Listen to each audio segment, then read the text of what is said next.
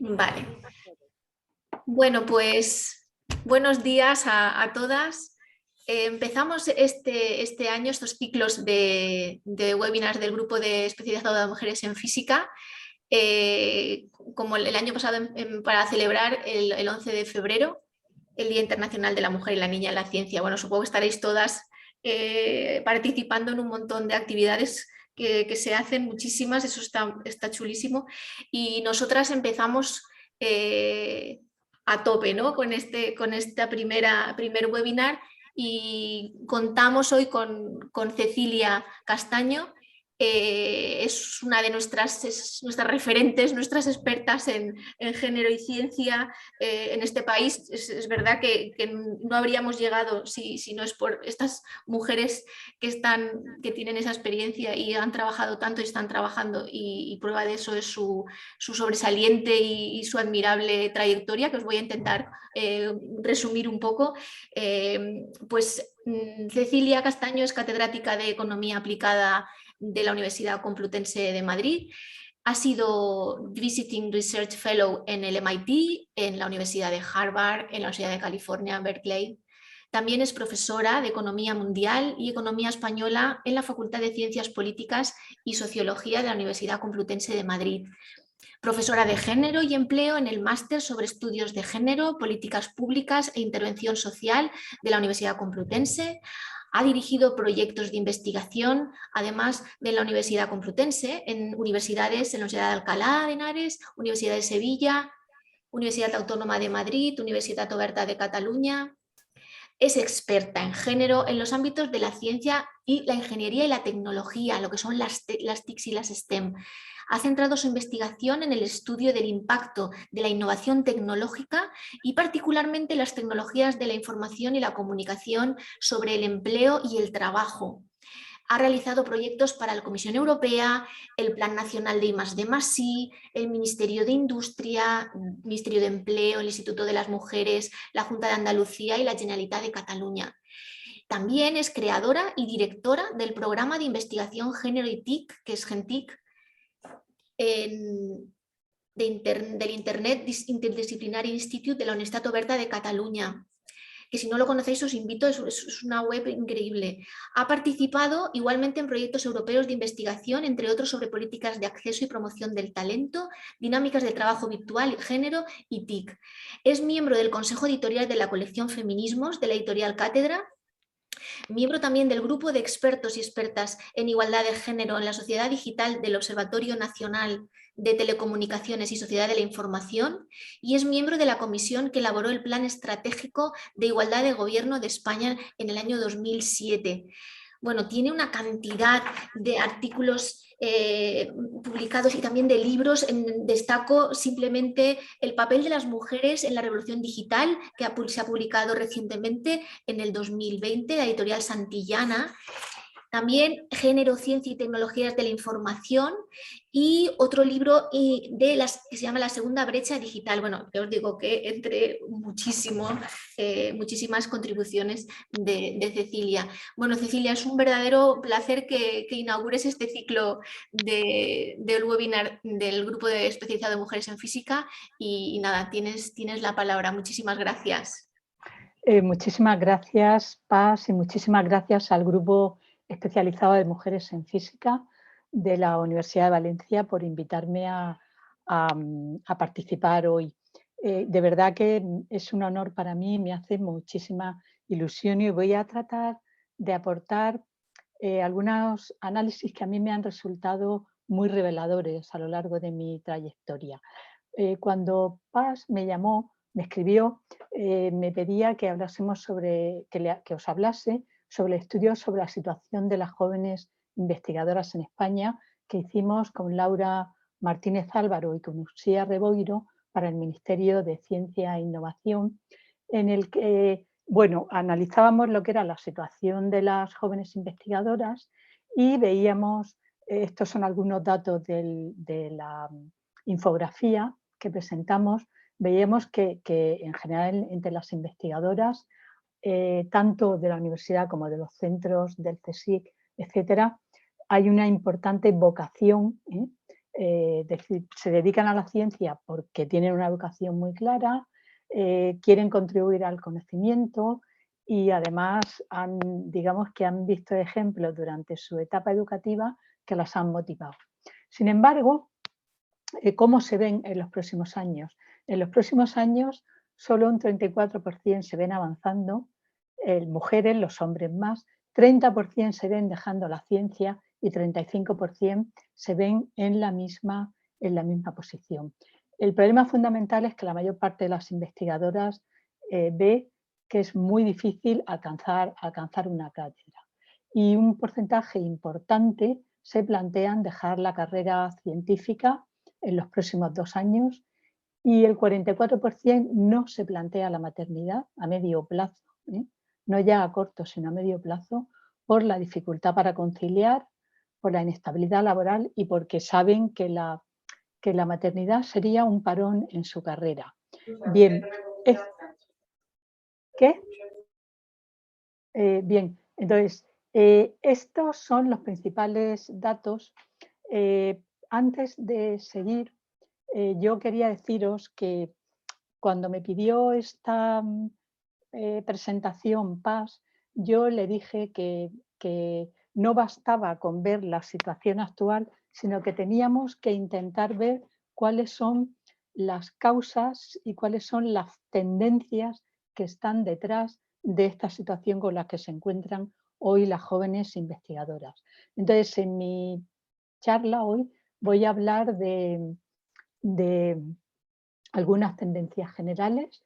Hay una tendencia muy clara que la vemos en científicas, en cifras año a año y en She Figures, que es la feminización de las universidades. Las mujeres representamos más del 50% de los estudiantes y un porcentaje creciente del profesorado, particularmente el profesorado, como el profesorado en situación más precaria. Sin embargo, persiste la segregación horizontal por áreas de conocimiento y vertical, la escasa representación en los puestos senior, han empeorado mucho las condiciones de trabajo. Ya veremos a ver si con la nueva ley de la ciencia y la nueva ley de universidades mejoran.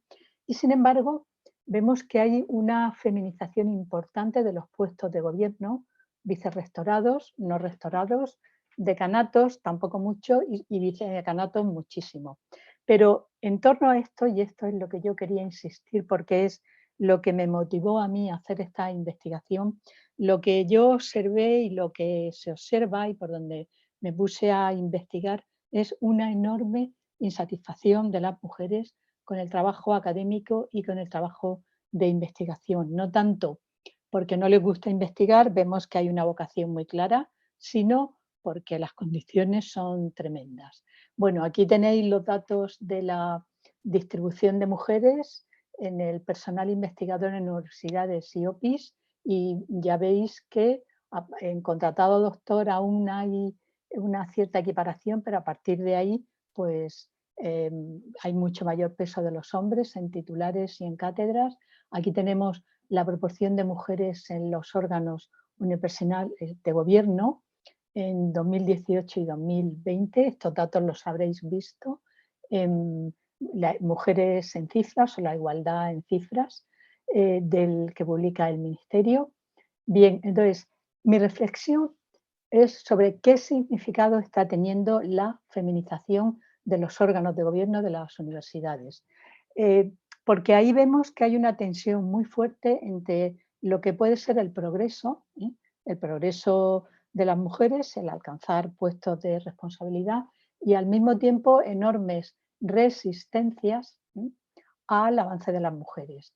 Y la pregunta que yo me hago, que nos hacíamos en esta investigación era si todo eso favorece los avances de la igualdad de género en la universidad, si contribuye a cambiar la cultura patriarcal o si por el contrario se está reproduciendo la división de género del trabajo con una feminización de las áreas y de las posiciones de liderazgo menos prestigiosas y con una separación de género en la distribución de funciones. Tengo que decir que a mí me inspiró muchísimo un libro de Fitzgerald y Wilkinson sobre las universidades australianas y de Nueva Zelanda, que se llamaba Traveling through a Mirage, viajamos hacia un espejismo. Y bueno, pues la verdad es que a mí esto me preocupaba y me di cuenta de que, como decía Prober en 2005, era necesario desagregar los datos. No basta con ver los datos de cuántas mujeres hay en vicerrectorados, en vicedecanatos, etcétera, sino que hay que desagregar esos datos para captar nuevas formas directas e indirectas de discriminación. Entonces, lo que queríamos, lo que os voy a presentar son los resultados de un proyecto de investigación del Plan Estatal de I+D+I que me dieron en el año 2013.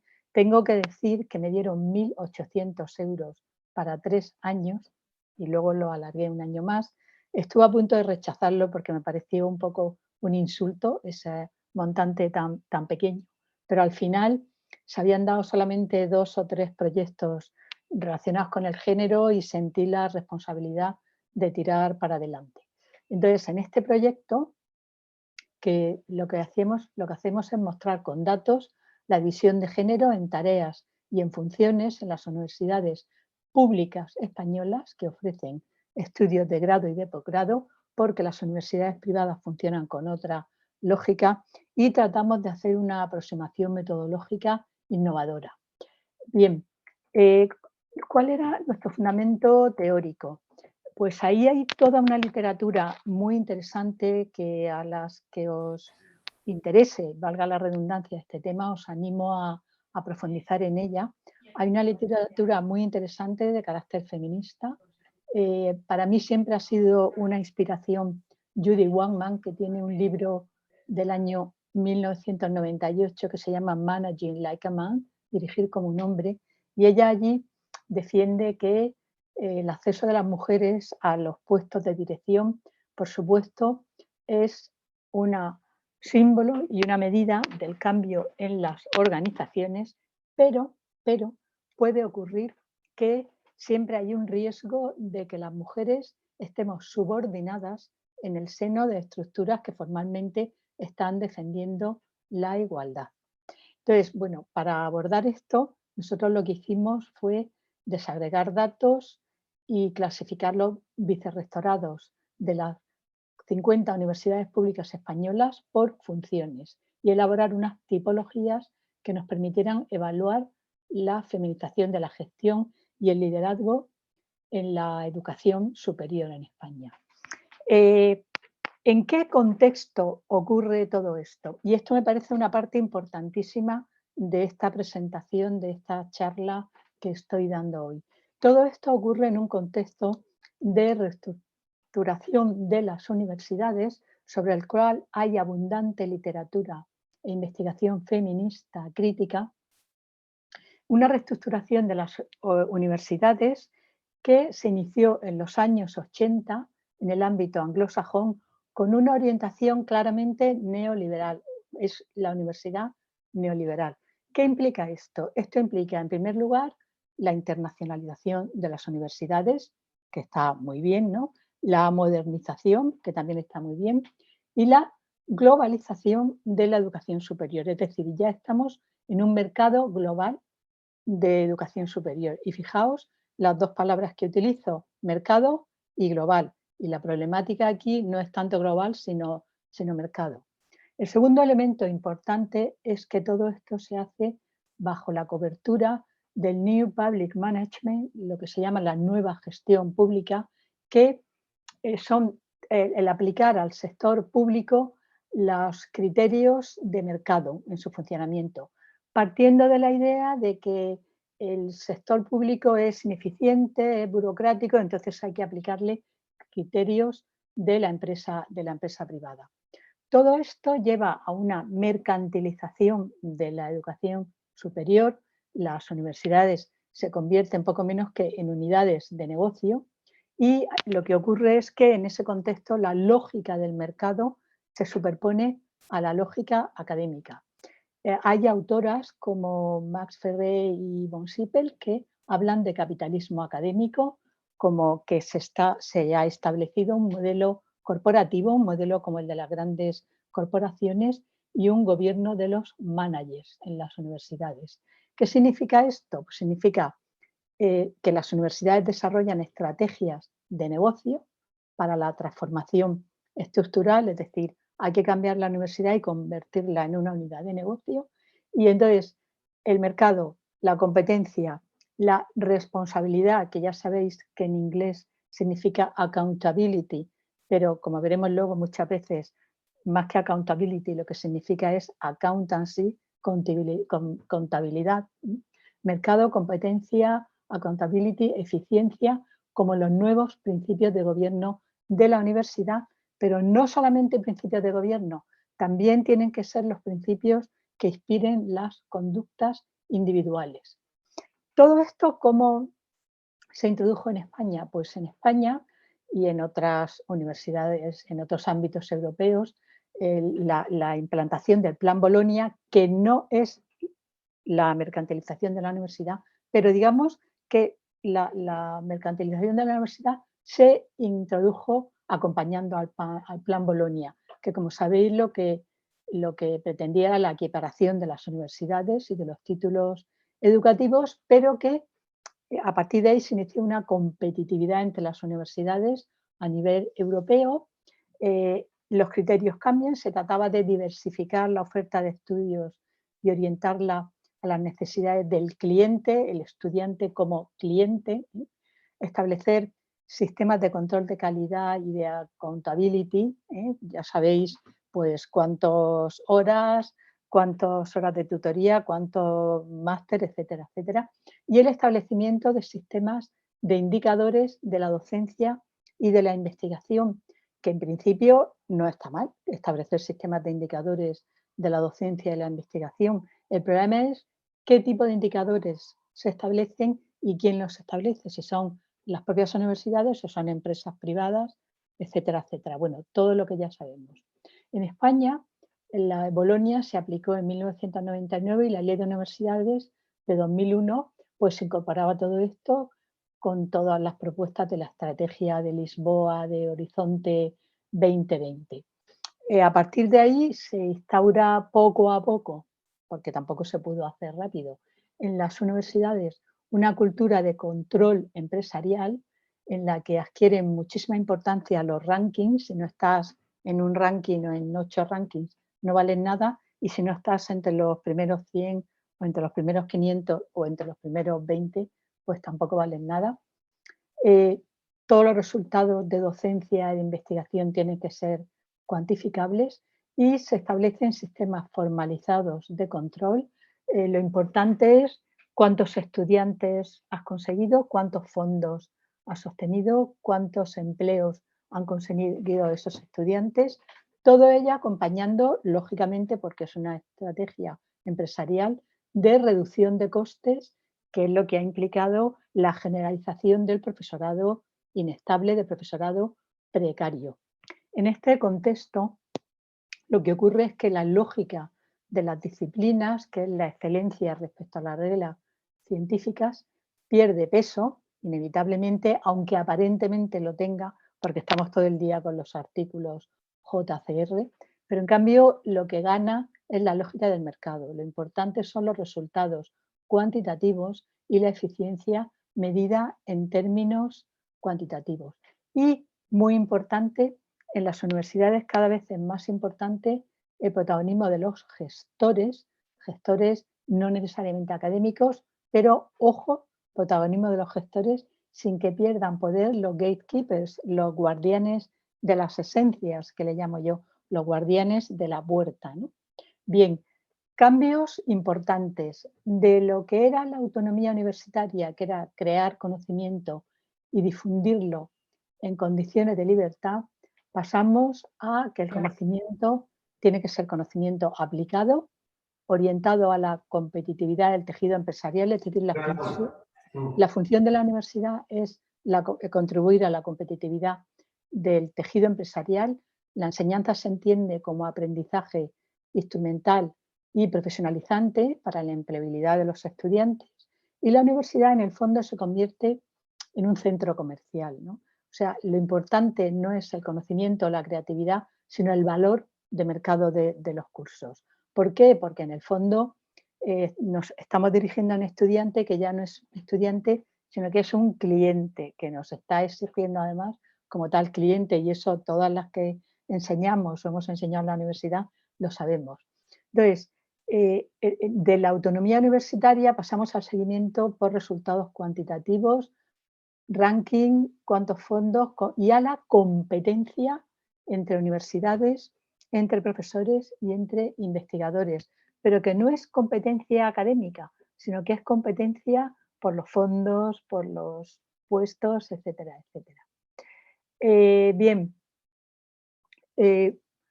ah, ¿qué efectos tiene esto sobre el profesorado? Y sobre esto hay muchísima literatura.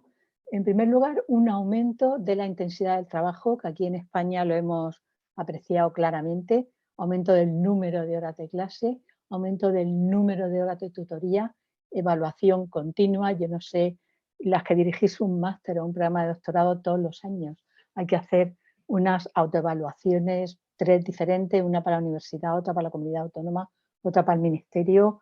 Lo importante es el número de artículos, con calidad medida de forma indirecta.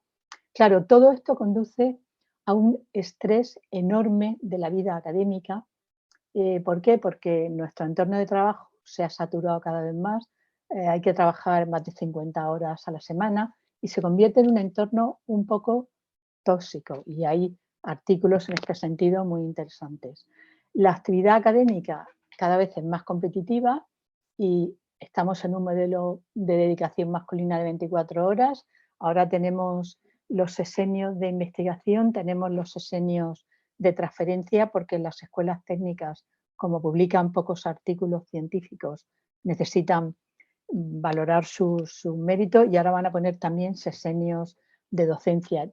Yo creo que en el fondo, pues no sé si eso es lo más adecuado, ¿no? El problema es que todo esto afecta mucho más a las mujeres, como se ha comprobado en estudios sobre Australia, sobre el Reino Unido, sobre Suecia. ¿Por qué? Porque las mujeres nos dedicamos más a la docencia en los primeros cursos, nos dedicamos también más a la atención a los estudiantes, a tutoría, a programas de internacionalización, de buscar estudiantes internacionales, vicerrectorados o vicedecanatos de estudiantes, en su mayoría ocupada por mujeres, y accedemos más a puestos de gestión administrativa, de gestión de la calidad de la docencia, de gestión del campus, etcétera, etcétera, que llevan mucho tiempo y contribuyen poco a la carrera académica. Entonces, ¿qué es lo que ocurre? Que todos estos nuevos puestos de gestión que aparecen abren posibilidades de promoción para las mujeres. ¿Por qué? Pues porque aparece una nueva jerarquía de gestores que es paralela a la jerarquía académica, pero que tiene sus ventajas, porque esta jerarquía de gestores tiene un enfoque menos jerárquico de la gestión de lo que lo tiene la jerarquía académica, y se requieren habilidades de comunicación, de liderazgo transformador, etcétera, que ya sabéis que son las que se supone que las mujeres tenemos más, y efectivamente yo creo que las tenemos. ¿Qué ocurre? Que esto ofrece oportunidades de promoción y acceso a puestos de liderazgo de las mujeres. Lo que hay que preguntarse es si las funciones a las que accedemos están más valoradas o menos valoradas, y si vamos a áreas de gestión saturadas e impopulares, o vamos a áreas de gestión que sean más elitistas y que influyan de manera más positiva en nuestra carrera académica. Por eso hay que preguntarse si todo esto no es una trampa, si no es un espejismo, como puede ser, ¿no? La literatura académica, yo me pasé un año por ahí buceando en la literatura académica, ofrece nuevas categorías que apuntan al género de las funciones. Algunas os van a resultar curiosas. Por ejemplo, hay funciones internas, hay funciones de gestión del cambio interno de la universidad que van orientadas al bienestar de los estudiantes, a la reforma de los planes de estudios, a la calidad de la enseñanza, a la comunidad universitaria, tal. Y luego hay funciones de gestión estratégica de las universidades orientadas al exterior, que son las de investigación, innovación, consultoría, contratos con las empresas. Lo importante es que se modifica la naturaleza de las funciones que desempeña el profesorado. ¿Por qué? Porque hay eh, funciones nuevas que requieren habilidades muy específicas, en muchos casos habilidades emocionales, que tienen una enorme carga de trabajo y que requieren un compromiso diario, semanal, mensual, anual enorme, y no está claro que su influencia en la carrera académica individual sea positiva, por el contrario puede ser muy negativa y en lugar de favorecer el empoderamiento de las mujeres, pues lo desfavorezcan. Entre estas categorías, fijaos, hay autoras como Prober, Fitzgerald Wilkinson o Peterson que hablan que a la atención personalizada a los estudiantes, que es lo que hacemos ahora, le llaman cuidado pastoral, pastoral care, cuidado del rebaño. Son actividades muy intensivas en trabajo emocional, que implican además una carga de trabajo muy pesada y que tiene muy poco prestigio a la hora de la carrera universitaria. Las auditorías de calidad, de transparencia, de productividad de resultados, la literatura las llama organizational housekeeping, ama de llaves o ama de casa organizativa, que tienen también una carga de trabajo muy pesada y muy poco atractiva para la carrera académica. En cambio, la investigación, los contratos con las empresas, la consultoría, la investigación aplicada se consideran funciones estratégicas que dan poder real y que tienen una influencia enormemente positiva sobre la carrera académica individual.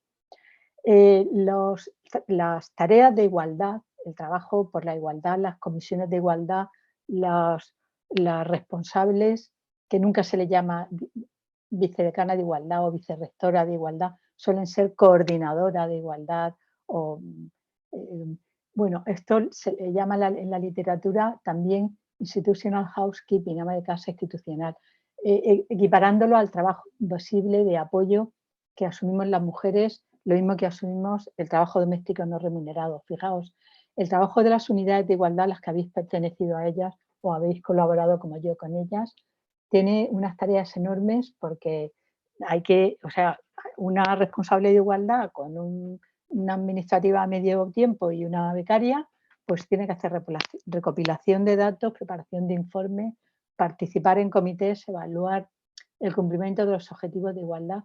Es decir, son actividades que consumen muchísimo tiempo y se suman a la carga de trabajo de la enseñanza, de la investigación y de la administración porque no te reducen carga, por lo menos en mi universidad. Y en ese sentido, pues son un problema para las mujeres que son responsables de las comisiones o de las unidades de igualdad.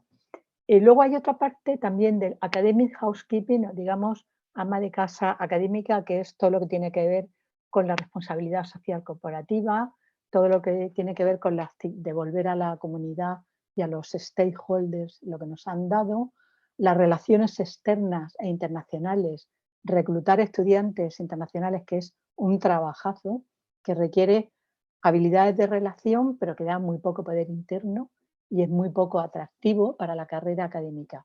Y por último, hay una categoría que la encontré al final y que bueno, investigué hasta ver de dónde venía, y es una categoría que viene del mundo de la empresa, pero que Peterson y Ryan y Asa la han aplicado al mundo de la universidad, que es lo que se llaman los precipicios de cristal, los glass cliffs. ¿Qué significa esto? Significan puestos que son, lo diríamos en castizo en Madrid, diríamos que son un marronazo, que te vas a comer un marronazo desempeñando ese puesto. En momentos en los que en todas las universidades hemos pasado recientemente, en los que hay que reestructurar, hay que fusionar departamentos y centros, hay que reducir personal, hay que reducir máster, todo eso, toda esa tarea con mucha frecuencia se le encarga a mujeres porque dicen que tenemos más mano izquierda, que tenemos más paciencia, pero bueno, esto requiere un trabajo emocional enorme, pero en el fondo es una tarea administrativa que está infravalorada completamente en la carrera académica. Bien, pues con todos estos, categorías, las mujeres lo que vamos a ver es que son asignadas a roles que reconocen su papel, que es muy importante, como agentes del cambio en las universidades, pero en posiciones de gestión interna. Y además impregnadas de domesticidad, es decir, tenemos más mano izquierda, tenemos más paciencia, una extensión, cuidar del rebaño, de lo que hacemos en la casa, etcétera. Y en cambio, los hombres, como veremos, se agrupan más en, en las funciones de liderazgo estratégicas. En fin, nosotros lo que hemos hecho ha sido ver si ese aumento de la representación de mujeres en los vicerrectorados de las universidades públicas españolas refleja esta situación. Entonces lo que hicimos fue elaborar un listado de vicerrectorados y títulos y nombres de las personas. Hicimos una base de datos de 48 universidades públicas en España, en lo cual teníamos 387 vicerrectorados que registramos información de su sitio web y luego la completamos con llamadas telefónicas, nombre de la universidad, títulos de los vicerrectorados y nombres completos de las personas a cargo de cada vicerrectorado para poder conocer el sexo y el género o sexo del vicerrector o vicerrectora. Bien, aquí tenemos la lista, como veis, número de vicerrectoras, número de mujeres, porcentaje de mujeres, hay una variación muy importante entre universidades en cuanto a la presencia de mujeres en vicerrectorados, pero el paso más importante es el siguiente. Aquí lo que hicimos fue codificar las funciones. Si un vicerrectorado, por ejemplo, era de investigación y de transferencia, pues la parte de investigación la metíamos en el área de investigación y la de transferencia en transferencia. Si era de cultura, participación y difusión, una parte, lo metíamos en el área de cultura, en el área de participación y en el área de difusión. Nos salieron 187 literales que agregamos en 29 categorías o grupos de funciones, por ejemplo, alumnado, alumnos, atención al estudiantado, estudiantes, titulados, todo eso lo pusimos bajo el epígrafe de alumnado. Hay que decir que esta clasificación no nos la inventamos, consultamos lo que eran las categorías de los vicerrectorados o similar en algunas de las universidades más importantes del mundo, Oxford, Cambridge, Harvard, algunas universidades también francesas y también la contrastamos con personas expertas y la sometimos a un test de fiabilidad. Y al final obtuvimos estos resultados. Había funciones relativamente feminizadas que están a la izquierda, había funciones relativamente masculinizadas que están a la derecha y había funciones relativamente neutras. Voy a poner una diapositiva en la que esto se vea algo más claro porque aquí los números están muy chiquititos. Feminizadas, que tenían entre un 50 y un 66% de mujeres, asuntos culturales, estudios de grado, estudiantes, responsabilidad social, empleabilidad, comunidad universitaria, deportes, internacionalización, igualdad. Masculinizadas, que tenían como máximo un 24% de mujeres y como mínimo 0, docencia, infraestructuras, tecnología, investigación, innovación, finanzas, estrategia y planificación, profesorado, relación con empresas. Y neutras, entre 46% de mujeres y 28%, hay algunas que están más cercanas a feminizadas, como relaciones exteriores, estudios de posgrado, organización, calidad, campus, departamentos y centros de formación continua, y otras que están mucho más cercanas a las masculinizadas, estudios, comunicación, transferencia de conocimiento personal. Bien, también vimos en los pares, había combinaciones, por ejemplo, asuntos culturales solía ir con responsabilidad social, con asuntos de los estudiantes, internacionalización solía ir con estudios posgraduados cuando eran feminizadas. Entre las masculinizadas, pues era muy típico doctorado, posgrado, con investigación, administración financiera con infraestructuras, investigación con transferencia de conocimiento. Y entre las neutras, pues organización con comunicación, responsabilidad social con infraestructuras, en fin. ¿Qué es lo que veíamos? Pues que, concluyendo un poco, discutiendo esos resultados, pues que el cuidado pastoral, el cuidado del rebaño de los estudiantes es una función claramente feminizada, tanto las funciones individualmente, estudiantes, grado, empleabilidad, como combinadas con otras. La excepción es estudio de posgrado, que es feminizada cuando se combina con internacionalización, que es reclutamiento de estudiantes internacionales, y en cambio es masculinizada cuando se combina con investigación e innovación, con lo cual refuerza la pauta que veíamos que nos mostraba la literatura. Hay algo que nos extrañó y nos preguntábamos por qué en las universidades públicas españolas algunas categorías que la literatura internacional considera de cuidado de personas siguen siendo masculinizadas.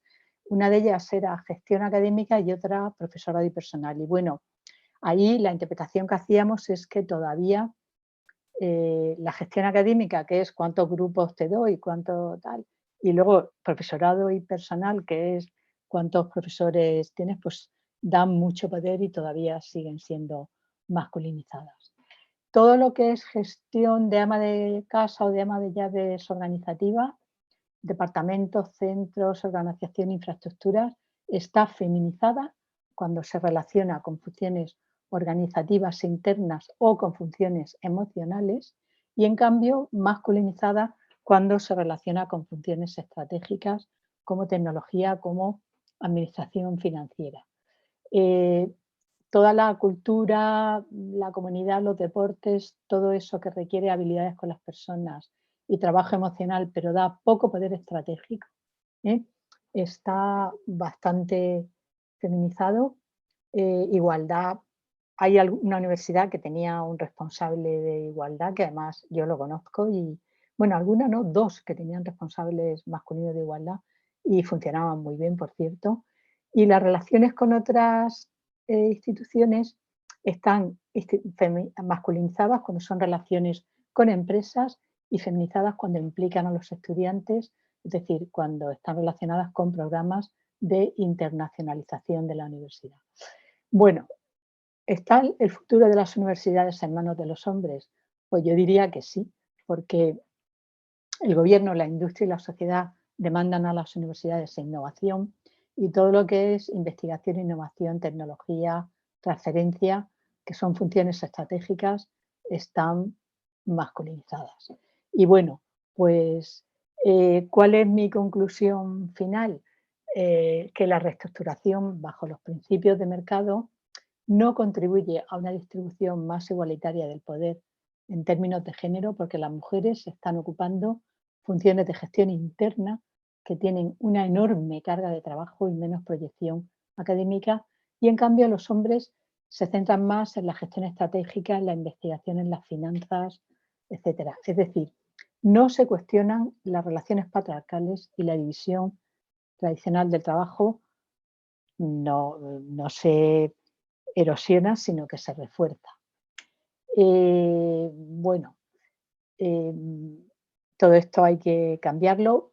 En principio, bueno, yo admito además que las conclusiones de esta investigación son discutibles y que habría que hacer, por supuesto, investigaciones posteriores, pero bueno, eh, esta investigación la tenemos publicada en Gender and Education en el año 2019. Este artículo, además, si podéis acceder a él, pero si alguien tiene dificultades, yo puedo enviároslo, ¿eh? Eh, y como he dicho antes, esto forma parte de un proyecto de investigación del año 2013 que lo terminaba en el 16 y lo, lo prorrogamos un año hasta el año 2017. Recordad, 1.800 euros. Hicimos más cosas en este proyecto, ¿eh? Tenemos algunos artículos más. Bueno, con esto termino. Muchas gracias por vuestra atención. Voy a ver si puedo dejar de compartir pantalla, ¿eh? y así, bueno, pues si queréis me comentáis algo, me hacéis alguna pregunta, algo que vosotras queráis, que estoy encantada de estar aquí para, bueno, para comentar y discutir y eso. Muchas gracias. Muchísimas gracias, Cecilia.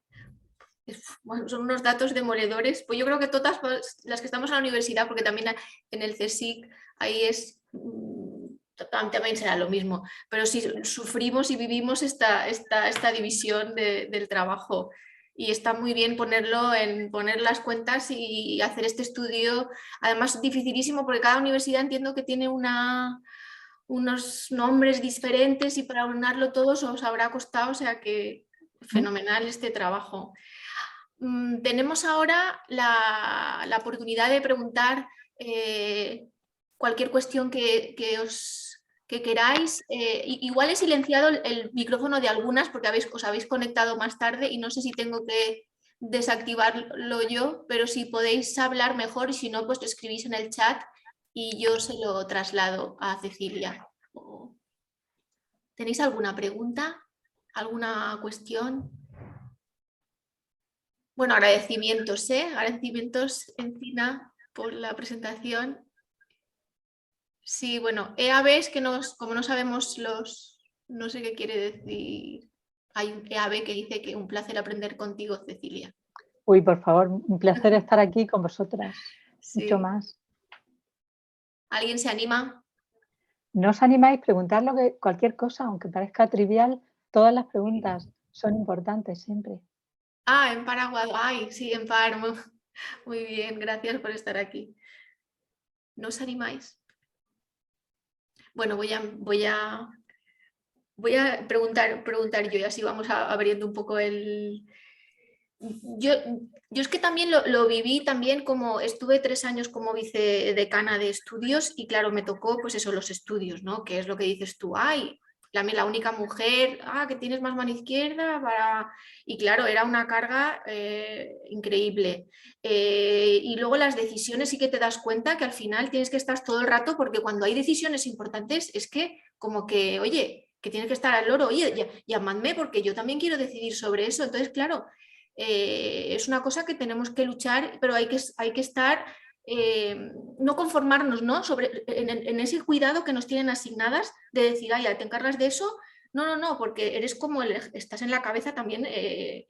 Entonces, yo creo que está muy bien que se visibilicen y sobre todo estos nombres que los anglosajones utilizan, que me encantan, porque son un poco así como eso de cuidado. Cuando has puesto lo de cuidado pastoral, y de madre mía, pero es que queda como un poco, pero es que es verdad, o sea, son únicas para ponerles nombres a las cosas que luego en castellano quedan peor, no sé por qué siempre quedan peor, pero debería, yo creo que en esas excelencias, pero el problema es el mercado, ¿no? Pero en esas excelencias debería de ponerse el cuidado en primer lugar, es decir, si no, o sea, si no tienes ese tipo de indicadores de cuidado bien hecho, o sea, que las universidades no se les den financiación, no se les ¿sabes? Es que es la única manera que tenemos de salir hemos caído en un mínimo ahí y para sacarnos de ahí, como no pongamos el cuidado, no es lo de siempre ahora con la pandemia, hay que poner el cuidado en primer lugar porque hemos visto que es al final lo que te queda cuando todo se cae, las personas, el cuidarnos es lo más importante, el bienestar, la sociedad, pero luego al final siempre están cuando se pasa todo eso, entonces el cuidado si se pone en el centro, y me da mucha pena sobre todo eso que dices, que esos indicadores, ¿no? Que sean la meritocracia más cuantitativa. Entonces, ¿cómo piensas tú que podemos darle esta vuelta? Bueno, yo creo que es una vuelta muy difícil, porque fijaos, aquí hay una contradicción como en todas. Yo creo que el problema fundamental es que la universidad se ha convertido en una unidad de negocio. Entonces, como los estudiantes son clientes, es que hoy día cualquiera de vosotros lo sabéis, ¿no? Llega un estudiante, te plantea no está de acuerdo con la nota de un examen y ya sabes que vas, quieranlo o no, a la comisión de calidad, ¿no? Y la comisión de calidad luego está llena de mujeres que allí viendo a ver cómo se hace todo. Entonces, yo creo que ahí Fíjate, hay algo que hay que reivindicar, y es que si lo más importante de la universidad, si la universidad es una unidad de negocio y depende de los estudiantes, la atención al estudiante debería tener un plus sin duda. ¿M? O sea, que a pesar, dentro de los términos en los que está funcionando hoy día la universidad, pues la atención a los estudiantes debería tener un plus. ¿Qué es lo que pasa? Que tenemos esa doble vara de medir, ¿no? Por un lado, toda esa función de gestión interna es súper necesaria, pero por otro lado, luego lo que te valoran es lo otro, lo que te valoran es los contratos de transferencia, los artículos que has hecho, cuánto dinero has conseguido para la universidad, etcétera, etcétera. Entonces, bueno, yo ahí creo que este es un tema, bueno, que lo que pasa es que es un tema muy, o sea, tal y como yo lo planteo, que no es como lo planteo yo, que yo lo que he hecho ha sido recoger lo que aporta toda una literatura muy, muy interesante y muy consistente. Y hay muchísima, ¿eh? Se sigue investigando y se sigue produciendo. Entonces, es muy difícil, pero hay que seguir a ver qué es lo que están haciendo las mujeres que iniciaron esta batalla en otras universidades, ¿eh? En las universidades anglosajonas, que es donde más fuerte se ha aplicado, en las de Australia, en las de Nueva Zelanda, etcétera, etcétera, para ver cómo están consiguiendo lidiar con esto, porque aquí en España ya sabéis que vamos a reforma por año casi, ¿no? Entonces, no nos hemos repuesto del plan Bolonia cuando de repente te dicen, no, ahora vamos a cambiar los grados y ahora vamos a cambiar los másteres y ahora reducimos los másteres bueno, nos llevan un poco locos, ¿no? Creo que en ese sentido toda la fuerza de las mujeres y del feminismo que ha sido y es muy importante desde el punto de vista de trabajar por la igualdad de género y sobre todo contra las discriminaciones que hay y las microdiscriminaciones y los micromachismos, etcétera, etcétera. ¿Qué es lo que pasa? Que al final estás tan agobiada de trabajo que no tienes tiempo ni siquiera para participar. Es decir, digamos que o sea, dejas de ser eficiente en ese aspecto de tu vida, te desconectan por la vía de llenarte de trabajo.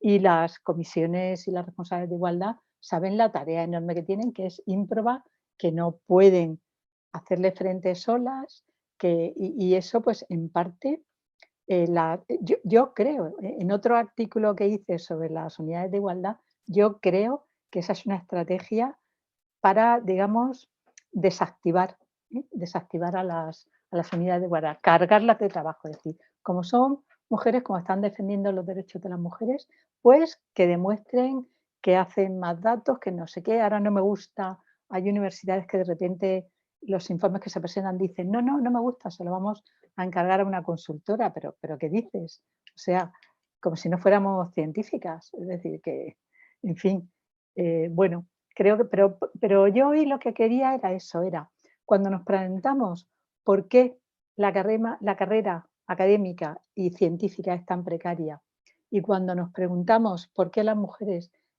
tenemos esa sensación de que no podemos más y que cuando la gente nos dice qué suerte que tienes el horario que quieres, que solamente das X horas de clase a la semana, esa es una gran mentira, porque luego estamos por la noche, todo el fin de semana, trabajando. Aquí, en Reino Unido, en Alemania, en Australia, en donde quieras, ¿no? Es un problema importantísimo. Sí, sí, sí, es que no tenemos tiempo ni de quejarnos. También muchas veces al final vas ahí. Sí. ¿Alguien se anima a hacerle alguna pregunta a Cecilia? Están. Ay, Mariam. Muy bien. Vale. Adelante, A Mariam. ver, ¿me escucháis? Sí, te escuchamos Sí, muy bien. perfectamente. Gracias. Hola, hola, muchas gracias Cecilia, ha estado genial. Me he perdido un trocito porque el ordenador me ha fallado, entonces no sé si lo que te pregunto a lo mejor lo has contado, perdona si es así.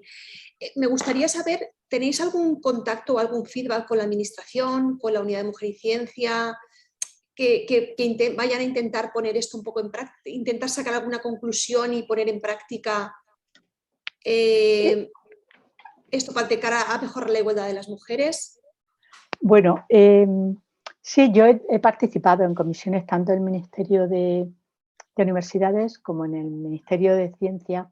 Lo que pasa es que este enfoque, que es, bueno, que es un enfoque muy crítico acerca de los procesos que se están dando en la universidad, desborda los marcos en los que se mueven ahora mismo tanto el Ministerio de Universidades como el Ministerio de Ciencia e Investigación, porque significa poner en cuestión, es que hay que empezar por plantearse qué es la universidad, qué función debe cumplir, entonces cómo hay que, bueno, cuando queremos, a veces, muchas veces, o sea, mi impresión, y creo que es una impresión bastante fundamentada, es que se trata de la universidad es enormemente masculina, tanto en la parte académica como en la parte empresarial. Entonces, de lo que se trata es de hacer algunas mejoras, que mejoren algo a las mujeres. Pero si os dais cuenta, en todas las mejoras que se hacen tanto en la universidad como en la investigación, se tiene mucho cuidado en que también mejoren a los hombres, ¿no? Con lo cual, porque dicen, no, no, es que esto es discriminatorio. Y tú dices, bueno, vamos a ver. Entonces, yo creo que falta, hay mucho deseo de tomar medidas, pero medidas como hitos, ¿no? Vamos a introducir ahora, si las mujeres dan más clase que los hombres, vamos a introducir un sexenio de docencia, ¿no? Pero ese sexenio de docencia, ¿cómo es? Que solamente lo reciben quienes tienen un 10 y todo el mundo sabe que tener un 10 es casi imposible.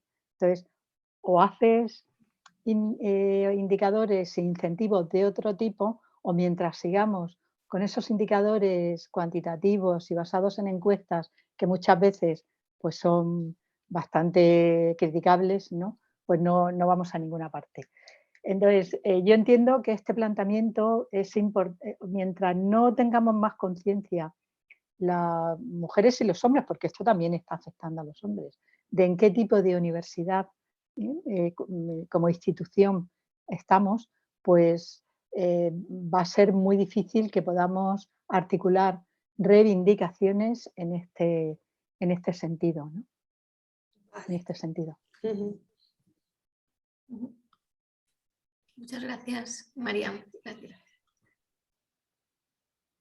Vamos, si queréis, ahí acabando. Tenemos tiempo pues, para... Yo tengo una cuestión también, porque has dicho que, claro, vicerrectorados que relacionados con la con investigación, innovación, que claro, lo que dices tú, ahora todo, industria, todos nos piden que innovemos, que saquemos los cacharritos, ¿no? Que dejemos de estar en el laboratorio metidos y que... Pero luego yo por mi experiencia y en la universidad, en mi universidad, al final también esos cargos, las que llevan las cuentas y todo son mujeres. El vicerrector sí que es verdad que es un vicerrector de investigación, es un hombre, pero al final hay El una... equipo, El el equipo en la equipo. universidad, claro, el personal de administración, la unidad, la jefa de... Esas sí que Sí, son mujeres, pero fíjate que están completamente invisibilizadas y la cabeza ahí... sí. Bueno, esto ocurre también en los decanatos, con que el los- decano a lo mejor es un hombre y luego el equipo son mujeres y luego los que trabajan, quienes trabajan con las vicedecanas, con los vicerrectores o vicerrectoras, la mayor parte son mujeres, ¿no? Y hacen un trabajo muy importante que está visibilizado. Eh, pero en ese sentido yo creo que digamos que, o sea, forman parte de esa jerarquía académica, perdón, académica no managerial, o sea, esa jerarquía de puestos de gestión, ¿eh? En los que es mucho más fácil hacer carrera, aunque no llegues a vicerrectora, aunque no llegues a vicerrectora, pero es mucho más fácil llegar a ser jefe de servicio, por ejemplo.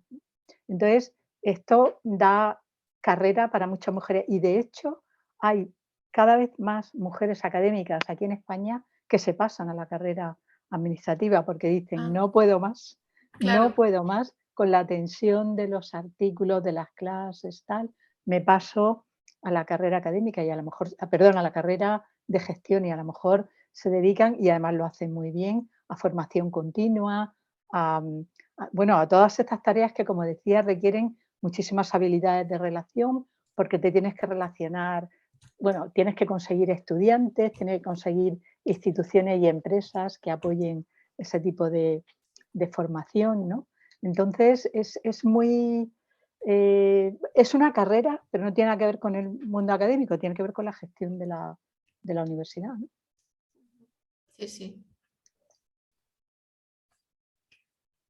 Bueno, pues si nadie se anima, si os parece lo podemos dejar aquí. Bueno, pues agradecerte de nuevo Bueno, todo, muchas gracias. todo lo que nos has contado, que siempre nos abren los ojos de todo lo que pasa, y esperemos es que estos temas poco a poco también interesen a nuestros compañeros, que esto también es que las cosas, estas transformaciones no sean solo nuestras, pero bueno, ahí poco a poco vamos tomando más conciencia. Pues Muchísimas nada, gracias la por verdad que tu muchísimas colaboración. gracias por invitarme. Yo entiendo que como hay, bueno, todos tenemos poco tiempo, todos y todas tenemos poco tiempo y muchas opciones, pero muchísimas gracias por invitarme a contribuir con esto. Espero que sea de utilidad y, como repito, si alguien quiere el artículo, como está en la presentación, bueno, en mi correo es muy sencillo, ccastano@ucm.es, os puedo mandar el artículo, ¿eh? Y alguna cosa más. Muy bien, muchas Muy gracias. bien, muchas gracias.